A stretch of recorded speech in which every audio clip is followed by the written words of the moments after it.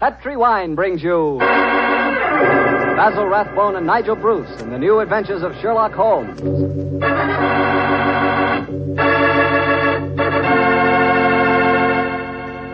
The Petri family, the family that took time to bring you good wine, invite you to listen to Dr. Watson tell us another exciting adventure he shared with his old friend, that master detective, Sherlock Holmes. And I want to ask you something. You know, every now and then I've told you about the good old American custom of serving a glass of sherry before dinner, particularly Petri California sherry. And I wonder if you've tried that Petri sherry.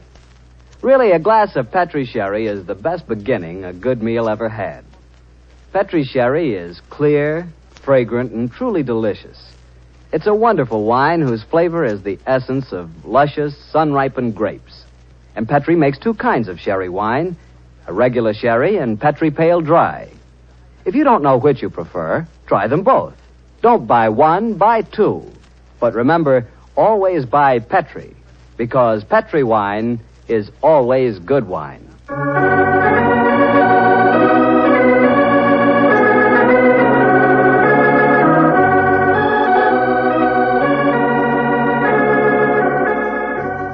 Well, I'm sure Dr. Watson's ready for us. Let's go in and join him, shall we? Come in. Good evening, Mr. Bartell. Good evening, Doctor. Quiet, Willie. Quiet, Monty. Lie down. The dogs seem very pleased with themselves tonight. Did they have a good day? Yes, the three of us did, my boy. Go on. Run off out in the patio. I took a 7-iron and some old golf balls on the beach this afternoon. I improved my game, I think, and the dogs had a great time chasing the golf balls. On the way home, the little rascals had a furious battle with an elderly pelican, so their day was complete. I'll have to join you on one of your afternoon strolls, Doctor. You and the dog seem to have so much fun. Oh, I'll be glad of your company, Mr. Bartell. Well, draw up your usual chair, and I'll get on with tonight's Sherlock Holmes adventure. From the hint you gave us last week, I guess a Frenchman played a prominent part in the story? Yes, indeed he did, Mr. Bartell. His name was Francois Lavilla, and he was a detective of some note in his own country. The time my story begins, it was in 1889, to be exact. Lavilla had come over to London to discuss with Holmes the difficulties of translating some of his monographs into the French language. At this particular time, I was in the early days of my marriage, Mr. Bartell, and this fact, combined with a busy practice, meant that I saw very little of my old friend. He must have missed you, Doctor. Oh, he did. Well, of course, he'd never admit the fact, but to get on with my story. One cloudless June afternoon, I found myself in the neighborhood of Baker Street, and I couldn't resist paying a visit to Holmes. Mrs. Hudson was out, but having retained my old latchkey, I let myself in and mounted the familiar stairs. It gave me a strange feeling as I raised my hand to knock on what once had been my own living room door. Come in. Oh, hello, Holmes. Monsieur Holmes. Oh, I beg your pardon. I didn't know you... Watson, my dear fellow. How very nice to see you again. It's great to see you, Holmes. I'm sorry I interrupted you. No. I didn't know that you had company. Not at all, my dear fellow. We're delighted, aren't we, Lavilla? Watson, oui. this is Monsieur Lavilla. How do you do, sir? How do you do? Enchanté, monsieur. I have often wished to meet the so charming Dr. Watson. Holmes has told me a great deal about you. Oh, it's very nice of you, sir. That age suits you, Watson. You look splendid, old fellow. Gained a little weight, haven't you? Oh, yes, a few pounds, I Here mean. it comes, you. Sit down, won't you? You sure that I'm not interrupting you in some important discussion? Oh, no. Oh, no, mon cher docteur. We were having a good-natured argument on the relative abilities of the French criminal compared to the English. Oh, interesting. You must lend me your Interesting support, idea. Watson. Monsieur Lavilla is convinced that the English criminal is a very dull dog indeed. Well, we've met some far from dull ones in our time. I assure you, Monsieur Lavilla. The exceptions rather than the rule, I fear, mon cher docteur. You're stubborn, aren't you, Lavilla? Believe me, my dear friend, that I will yield to no one in my admiration of your knowledge and skill. That is why I wish I could persuade you to practice in Paris. There you would find opponents really worthy of your steel. What can happen to interest you in this land of grey frogs, boiled potatoes, and pots of tea? Gracious me for myself, sir, you're not very flattering. Oh, don't be so insular, Watson. Oh, I meant no offense, my friend. Well, you say that the English criminal is dull. Well, perhaps if you were to read a published story of mine called A Study in Scarlet, you'd think differently. It tells of a very exciting adventure that Holmes and I had. I have read it, my friend. Oh, you have? An extremely gripping story, but surely you will admit that the crime was essentially of American origin. He's right, Watson. He's perfectly right, dear me. What can I do to vindicate the dishonor of the London criminal? Let me see. Oh, yes, of course. A copy of today's Times. That's fine. I shall introduce you to a section known as the agony column. Where is it now? Oh, yes, here we are. This should convince you of the color and variety of English life. The agony column? Mm-hmm. It sounds most painful. What is it, pray? A personal column is liable to contain anything from a lover's frantic appeal to his lady-love to a ransom note. In my profession, I've frequently found it an invaluable medium for contacting the underworld. Yes, now, here we are. Here's something. Dear me. Oh, dear, no. Today's column seems rather uninspired, I'm afraid. May I examine it? Of course, here you are. Merci. If the lady who helped my little boy across the road at the corner of Threadwell Street and High Auburn last Wednesday at 4 will get in touch with Box 845, she will learn of something to her advantage. We can be more colorful than that in Paris, my friend. Yes, I think we can do better than that, too. Yeah, look at this, will you? The printer must have been half asleep when he set up the type for this advertisement.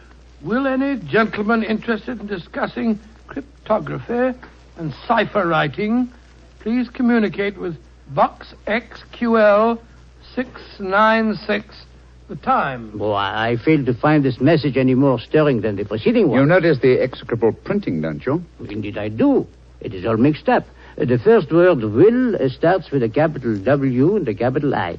The second word, any, starts with a small a, and then has a capital N and Y. It is a shocking example of typography. And when it occurs in a paper noted for its excellence in typesetting, one realizes that this is no mistake. What do you mean, Holmes? This is undoubtedly a code message. Come now, my friend. I defy even you to make a mystery out of a printer's negligence. I accept your challenge, my dear Lavillard. If you recall, the Baconian bilateral cipher depends upon the use of two sizes of type. If we group the letters in units of 5, the arrangements of small and capital letters within the group should give us the message. Now, let's see. 2 capitals followed by 3 small gives us the letter H. Then 2 capitals, 1 small, 2 more. That gives us E. H. I still think you are trying to make an adventure out of a mere printing accident. No mere printing accident could so readily fall into one of the great traditional ciphers. Now, let's see. This message reads H-E-L, help, Q, too small, Q-U-I, quilter, help, quilter, L, too small and large, elms, help, quilter, elms, there it is, yes, penge, help, quilter, elms, penge. Help, quilter, elms, penge. What does that mean? Presumably that a man named Quilter, who lives at a house called the Elms, in the village of Penge, needs help. I see it now. A helpless victim held prisoner. He smuggles out this message as a harmless personnel, with strict instructions that it be printed on this art form. He knows that the amateurs of cryptography, to whom it is addressed, will decipher this call for help. Et voilà. Monsieur Villa, you seem ready to grant that adventure can exist in London, after all. The advantage, my dear Watson, of a more mercurial temperament than we Englishmen possess. Well, Lavillard, what about it? Shall we set off for Penge and rescue the ingenious Mr. Quilter from whatever dire fate awaits him in the elms? I'm all impatience. Splendid. Watson, I suppose you're too busy to join us. Too busy? Well, your practice, I'm sure that you have patience to attend to. Yes, of course, yes. As a matter of fact, I have 2 further visits to make today. One to a peppery old miser who has gout, and the other to a wealthy society woman who has acute attack of hypochondria, as they call it. The 2 places with to hell with both. I'm coming with you, Holmes, if you want me. Bravo, Watson. Then grab your hat and coat. The game's afoot.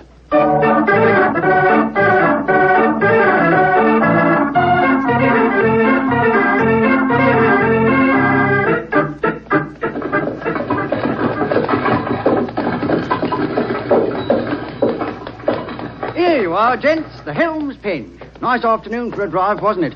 Afraid it'll cost you 15 bob, though. There's a sovereign for you. You can keep the change. Blimey, thank you, Governor. Top of the evening to you, gents.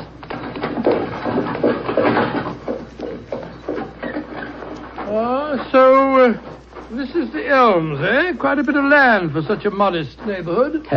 To call it the Elms seemed remarkably inapropos.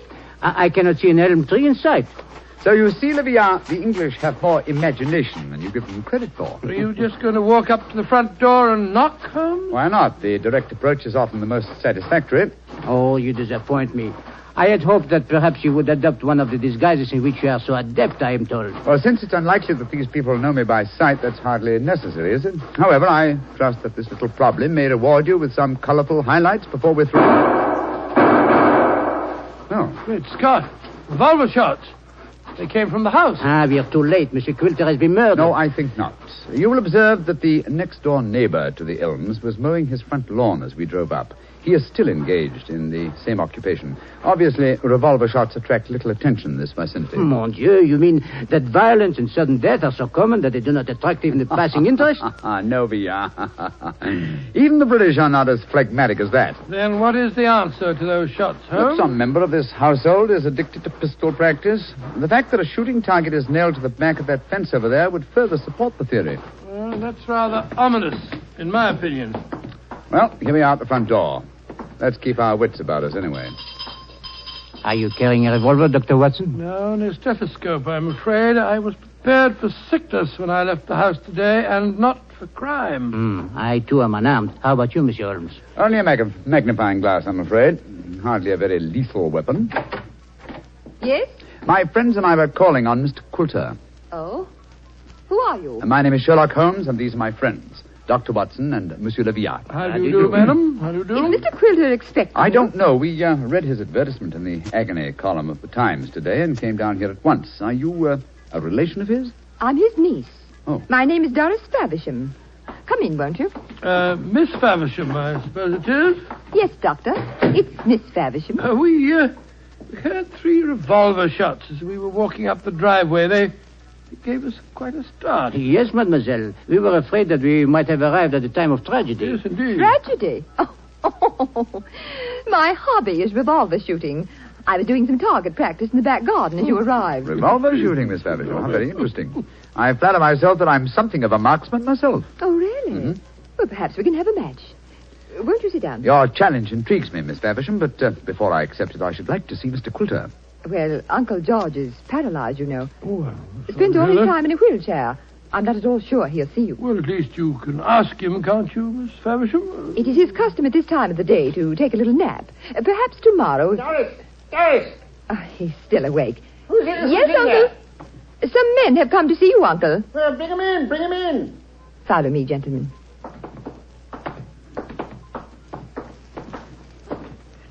Uncle, this is Mr. Sherlock Holmes, Dr. Watson, and Monsieur Le Villard. and Monsieur Leviat. How do you How do, do you sir? do, sir? How do you do? Sherlock Holmes, eh? It took you long enough to decipher my message and get here, didn't it? Your brother's a much faster worker, isn't he? Oh, what makes you say that, Mr. Quilter? Received this telegram from him at 11 o'clock this morning. Read it for yourself. Oh, well, what's it say, Holmes? Suggest you consult my brother Sherlock, and it's signed Mycroft Holmes. Yes, Mr. Quilter, my brother is a much faster worker. Or shall we say that he suffers from the unfortunate habit of early rising. He undoubtedly read the agony column 3 hours before I did today. Don't know about that, but I've been expecting you all day. I imagine you know why I inserted that advertisement. Well, I had the impression that you were under some form of restraint, that you were in need of a rescue party, as it were. Rubbish. My advertisement was a piece of subtle bait. The only person that could decipher the message would obviously be someone who knew the Baconian cipher. Very logical deduction, Mr. Quilter. You see, I'm convinced, as any sensible man should be, that the so-called Shakespearean plays were written by Sir Francis Bacon. Oh, I see. But I felt that it needed a clever man to prove the fact. Mm-hmm. I was sure that anyone who was able to decipher my message was the man I needed. And what will it take, Mr. Holmes, to do the job? I'm a rich man. Name your fee. You mean to say that you inveigled Mr. Holmes down here just to do some research on the origin of Shakespeare's work? Oh, you needn't look so shocked, Dr. Watson. My uncle has offered to pay him a handsome fee. Well, what do you say, Mr. Sherlock Holmes? An interesting subject for research. I'll concede that Ignatius Donnelly and others have proved almost beyond doubt that William Shakespeare of Stratford-on-Avon did not write the plays, but I greatly doubt that Lord Bacon did. I may devote my leisure and later years to some investigation on the subject, but in the meanwhile, Mr. Quilter, I'm afraid I'm much too busy to undertake such an assignment. Please yourself. Show the gentleman out, Doris. Goodbye, sir. Good day, sir. Too bed you had this long drive down here for nothing, Yes, gentlemen. I'm afraid I quite agree. It would seem to me that your uncle has a distinct talent for practical joking, mademoiselle. Uncle? Oh, Uncle never made a joke in his life. Mr. Holmes, now that you're here, perhaps you'd like to indulge in a little shooting match. Thank you, Miss Faversham, but as I told your uncle, I'm a busy man. Good evening to you. Goodbye, gentlemen. Goodbye. Holmes, old fellow, you're losing your touch. You'd never have made a blunder like this if I'd still been with you. It is comforting for an aspiring detective like myself to know that the great Sherlock Holmes is fallible. Yes, indeed. Then am I to assume that I must continue the case alone? What do you mean, continue the case? There isn't one. Quilter's in no danger. He's in desperate danger. What?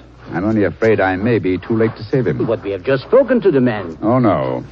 Did neither of you notice the traces of fresh loam on the boots of that supposedly paralyzed man? Gentlemen, I fear the agony column has led us to murder.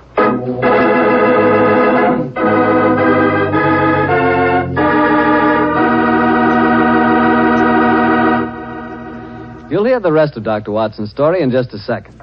Time enough for me to mention that any meal is a better meal when it's served with a Petri dinner wine. If you're having chicken or fish, use Petri California Sauterne. Petri Sauterne is a subtle, delicately flavored white wine that looks and tastes like captured sunshine. If you're having a roast or chops or any kind of meat or meat dish, then by all means serve Petri California Burgundy. Petri Burgundy is a hearty, full-flavored red wine. One of the most delicious red wines you ever poured from a bottle. Why not get a bottle of each? Petri Burgundy and Petri Sauterne. Then, no matter what you have for dinner, you'll surely have the right wine, a Petri wine. Well, Doctor, why did you have to break off your story there? Well, I had to break it off somewhere, Mr. Bartell, and that seemed to be the most exciting spot. It certainly was. I was convinced that the great Sherlock Holmes had been fooled for once. What happened next? Well, my boy, needless to remark, we did not get into a cab and go back to London, but let me pick up the story at the same place that I broke it off. As Holmes said... Gentlemen, I fear the agony column has led us to murder. Murder? There was fresh earth on the soles of his boots, you say? Distinct traces, proving that the man in the wheelchair was not paralyzed. And that man, whoever he is, was impersonating Quilter to put us off the track. And the real Quilter may have been killed, eh? I'm afraid so. Let's stop here for a moment, shall we, while we make our plans. This hedge will hide us from the house in case they're watching from the windows. Now, this isn't a hard picture to reconstruct. There undoubtedly is, or was, a paralyzed Baconian scholar named Quilter. He managed to smuggle out that ingenious plea for help, but Mycroft's unfortunate telegram gave the game away. Mm-hmm. I see it now.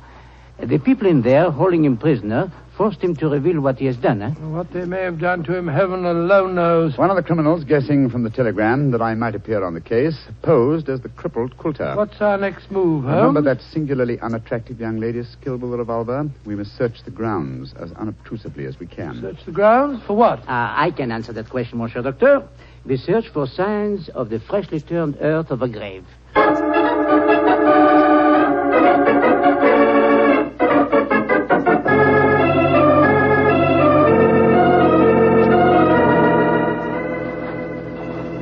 We didn't find any traces of the poor devil's corpse, thank heaven. No. A great disappointment. Oh, dear me, you're very bloodthirsty, Livia. Hello. Look at the old fellow trimming the hedge over there. Must be the gardener. Let's have a chat with him, shall we? May be able to give us some information. Good evening to you. Evening to you, gentlemen. Really? You work for Mr. Quilter? That I do, sir. That I do. Ah, very fine work, too. I've seldom seen a better-kept garden. I thank you, sir. I do pride myself in my work. I wonder if you can help me. Be glad to if I can, sir. Did you see a telegraph boy deliver a message here this morning? That I did, sir. The boy came here about 10 o'clock this morning. I was a clipping the front edge at the time. And you've been working here ever since? Yes, sir. Brought my lunch with me today and ate it in the garden. Has anyone entered or left the house since that telegram was delivered? No, sir. No one except yourselves. I see. I suppose you occasionally run errands for Mr. Quilter? Not much these days, sir. The poor old gentleman keeps his chair in the house pretty much all the time, sir. I did run a message for him yesterday, though. Oh, you did? Where to? Well, sir, I was pruning the rose bushes under his study windows when the window opens and his hand comes out with a message. He told me to take it to the village office of the Times and to tell him to print it just the way it was. He looked kind of worried when he gave me the message, and he He whispered to me, just as if he was afraid in his own house. I'm much obliged to you. Here's 5 shillings for your trouble. Oh, thank you, sir. Much obliged to you, I'm sure. Good evening. Good evening to you, gentlemen. Oh, so that's how the message was smuggled out. And no one has come to the house or left it since that telegram was delivered. Therefore, Coulter or his body must still be inside that house. We are going to search the house? Yes, we are. But we're not armed, and they certainly are. They probably won't even let us in. Yes, they will. We have an infallible key to entry, a woman's vanity. Come on.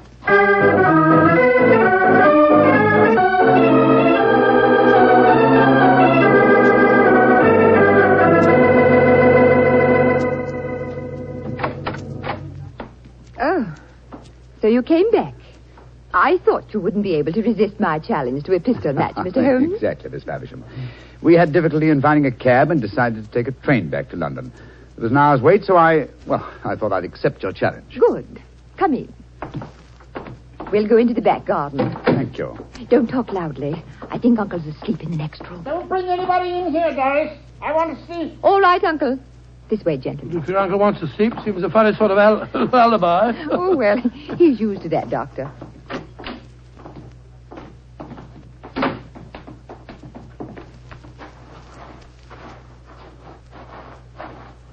Here we are. This is the 50-yard range, Mr. Holmes. 3 shots. Best aggregate score wins.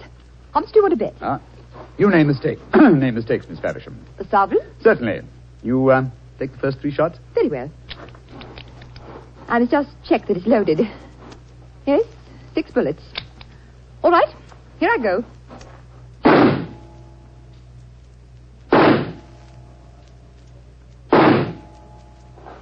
Bravo, Miss Faversham. Splendid. Bullseye and 2 winners. I can do better. Your turn, Mr. Holmes. Doris, who are these men? Friends of mine. I'll introduce you in a minute, Geoffrey. We're in the middle of a match at the moment.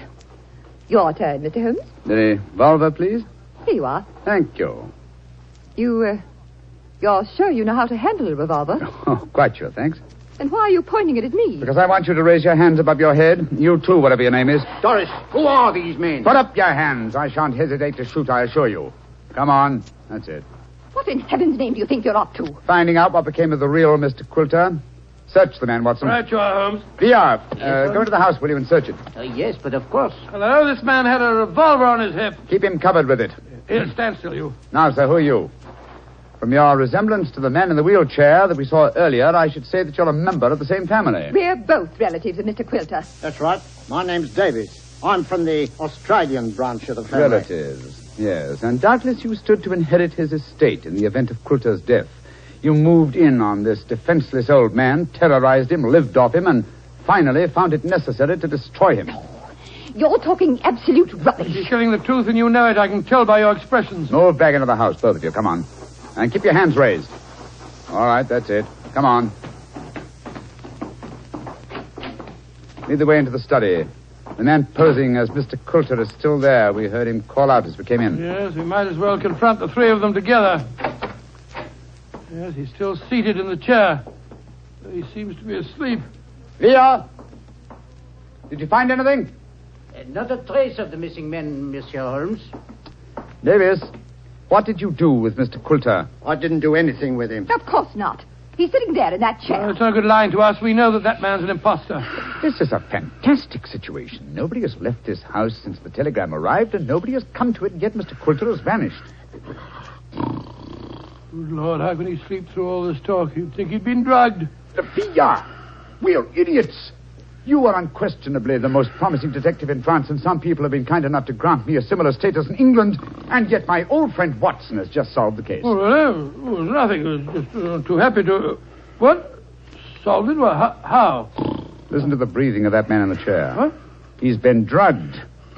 There sits the real Mr. Quilter, the persecuted victim who sent a Cipher message for help. The man we spoke to earlier. Was you, Mr. Davies, impersonating Quilter. After you'd received us, you took off your disguise, adopted an Australian accent, and then hid your drug victim by placing him in his own wheelchair, knowing that would be the last place we'd look for him. And they would have kept him here until we had gone and then murdered him. What a devilish plot. Well, what have you got to say for yourselves? It was Geoffrey's idea, not mine. I didn't have anything to do with it. That's a dirty lie. You were in this as much as I am. Oh, this is splendid, simply splendid. Please continue the argument. It'll make interesting evidence in court. You can't take us into court. Of course you can't. What's the charge? Quilter's still alive, isn't he? When Mr. Quilter revives under Dr. Watson's ministrations, you will be charged, I have no doubt, with attempted murder, abduction, sequestration, duress, and probably several other counts. Monsieur Villard, if you will find us a cab, we'll take these miscreants to Scotland Yard. Our work is done.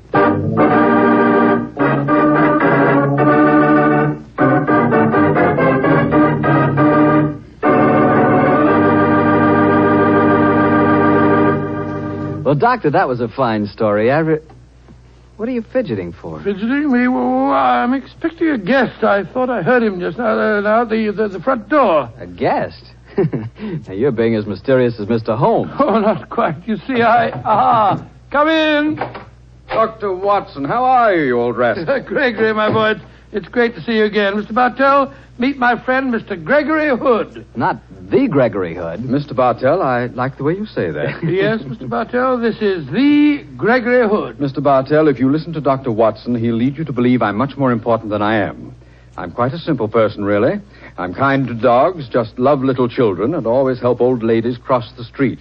I also know how to make a fire by rubbing two sticks together. Yes, and unlike my old friend Holmes, you pretend to know very little about criminals and crime, and yet you're one of America's outstanding criminologists. So I've heard. A hobby, Mr. Bartell, a hobby.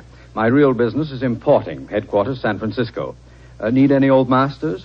Perhaps I can sell you a nice piece of jade, or would you rather have a bit of old Balinese sculpture? Now, wait a minute. This is all a little too fast for me. Yes, you learn that Gregory is a little too fast for everybody.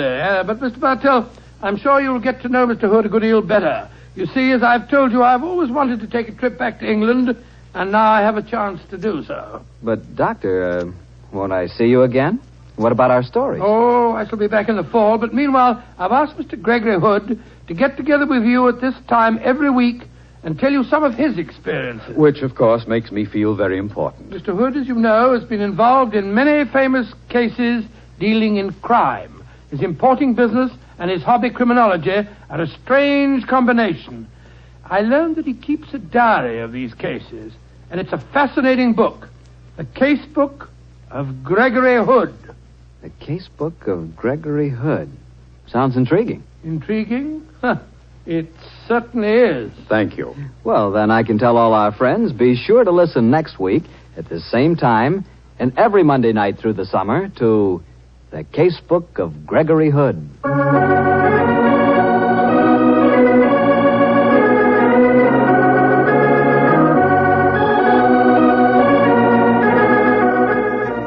Tonight's Sherlock Holmes adventure was written by Dennis Green and Anthony Boucher and was suggested by an incident in Sir Arthur Conan Doyle's story, The Sign of Four. Music is by Dean Fossler. Mr. Rathbone appears through the courtesy of Metro-Goldwyn-Mayer, and Mr. Bruce through the courtesy of Universal Pictures, where they are now starring in the Sherlock Holmes series.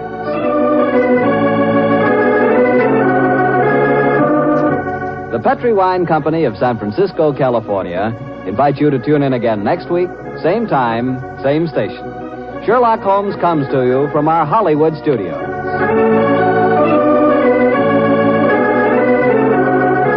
This is Harry Bartell saying goodnight for the Petri family. This is the Mutual Broadcasting System.